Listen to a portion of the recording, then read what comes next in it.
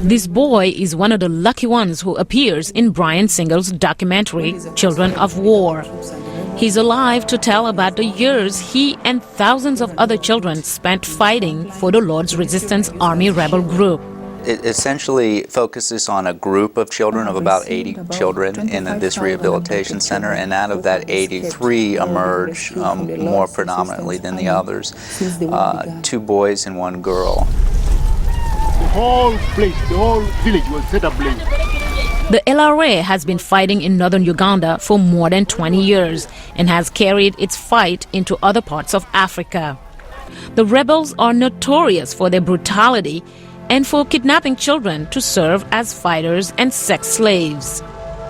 Single was given full access into these children's lives at the Rachel Rehabilitation Center in northern Uganda. He does not interview them directly. Most of the footage comes from counseling sessions. I didn't want to interrupt their counseling sessions and their process of healing by stopping it and asking questions and getting them out of their emotional space.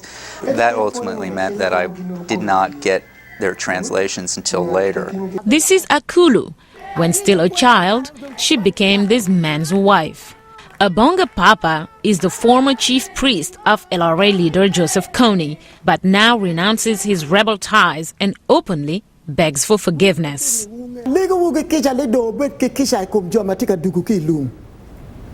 The film shows the former child soldiers going through a healing process.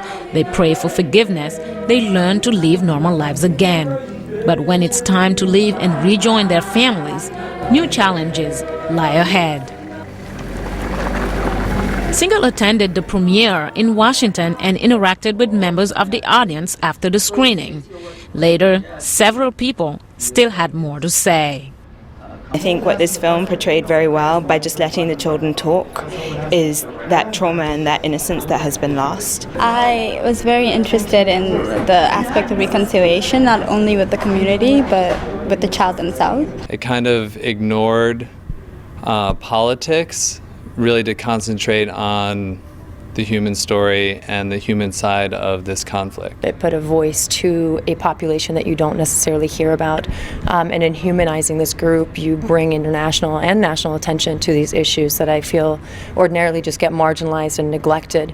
What I would have expanded on is the follow-up at the very end, because it kind of left you empty-handed. You know, what happened to these children? What's the next steps?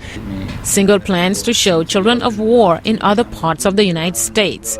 He says more attention needs to be paid to all victims of war, not just former child soldiers. Mariama Diallo, VOA News.